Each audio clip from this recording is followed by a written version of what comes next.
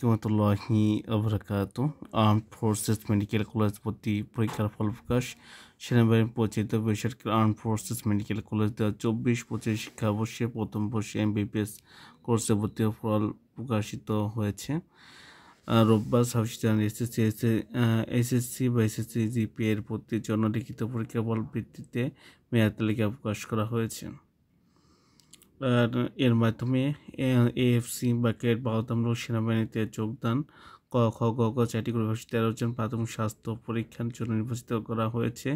তাদের আগামী 2 ফেব্রুয়ারি সকাল 9টার দিকে এএফএমসি ঢাকা সেনানিবাস প্রাথমিক স্বাস্থ্য পরীক্ষার জন্য উপস্থিত থাকতে বলা হয়েছে।